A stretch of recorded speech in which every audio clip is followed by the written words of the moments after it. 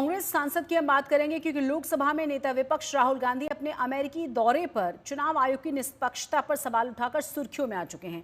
लग ऐसा रहा है कि कई महीने बाद भी कांग्रेस महाराष्ट्र विधानसभा चुनावों में मिली हार को स्वीकार नहीं कर पाई और इसीलिए बार बार राहुल गांधी चुनाव आयोग और ईवीएम पर गंभीर आरोप लगाते रहे हैं।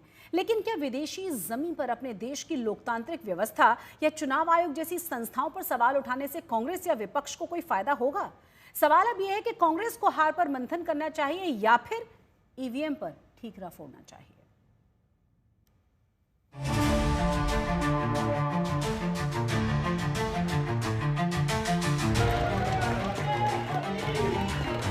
More people voted in the Maharashtra Assembly elections than there are adults in Maharashtra.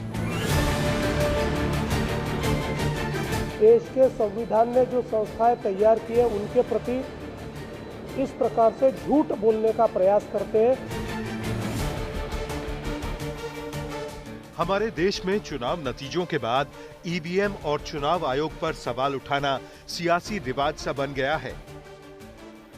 Maharashtra विधानसभा में महायुति की महाविजय के बाद से जहां बीजेपी का जोश हाई दिख रहा है, उसके बाद बीजेपी ने दिल्ली विधानसभा चुनाव में भी भगवा परचम लहराया था।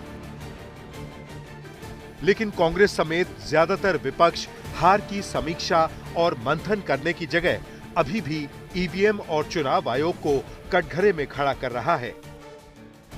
अमेरिका के 2 दिन के दौरे पर बोस्टन पहुंचे कांग्रेस सांसद राहुल गांधी ने एक बार फिर महाराष्ट्र विधानसभा चुनाव के नतीजों पर सवाल उठाए।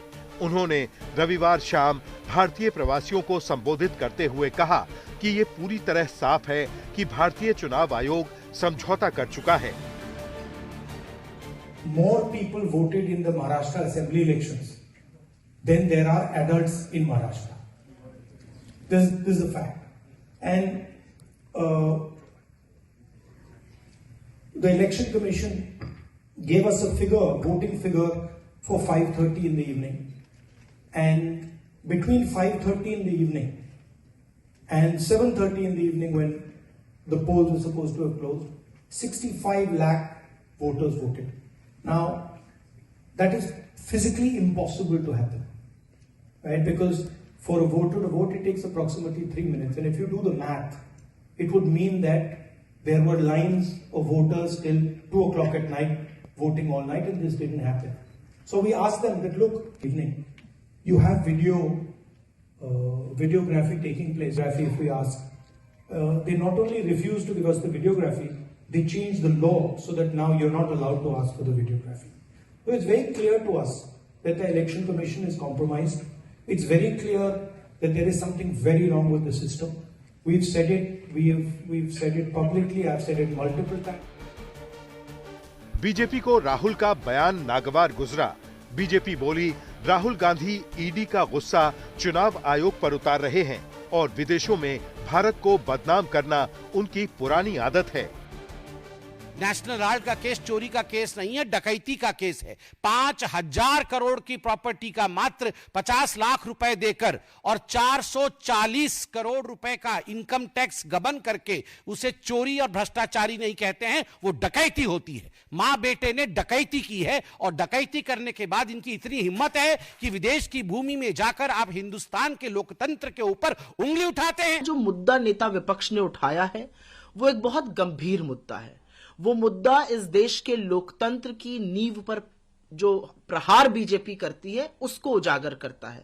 इलेक्शन कमीशन एक वो संस्था है जिनको इन सवालों का जवाब देना चाहिए। महाराष्ट्र के मुख्यमंत्री देवेंद्र फडणवीस ने भी राहुल गांधी पर पलटवार करने में देरी नहीं की।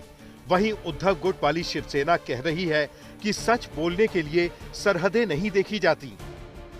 ये बहुत ही दुख की बात है कि श्रीमान राहुल गांधी विदेश में जाकर अपने देश के प्रति, अपने देश के संविधान ने जो संस्थाएं तैयार की है उनके प्रति इस प्रकार से झूठ बोलने का प्रयास करते हैं, झूठ फैलाने का प्रयास करते हैं, भारतीय लोकतंत्र को बदनाम करने का प्रयास करते हैं, लोकतंत्र पर सवाल या निशान उठाने का प्रयास करते हैं। ये बहुत ही निंदनीय इस प्रकार से उनका काम चल रहा है। बार बार चुनाव हारने के बाद उनके ऊपर जो परिणाम हुआ है उसके चलते मुझे लगता है कि इस प्रकार की हरकतें वो कर रहे हैं। कोई भी देशभक्त इस प्रकार से अपने देश को विदेश में जाके बदनाम नहीं करता। राहुल गांधी जिस प्रकार का बर्ताव कर रहे हैं उनके चरित्र पर एक सवालिया निशान इसके कारण खड़ा हुआ है। ऐसी चीजें करने की जगह वो जनता में जाए, जनता का विश्वास वापस हासिल करे तो वो चुनाव जीत सकेंगे। दुनिया भर में कितनी भी बदनामी करके वो चुनाव नहीं जीत सकते, इससे उनका ही कद छोटा होता जाएगा। मिस्टर ट्रम्प तो मोदी के एकदम खास दोस्त है, लंगोटी यार है। तो बाहर की बात क्या है?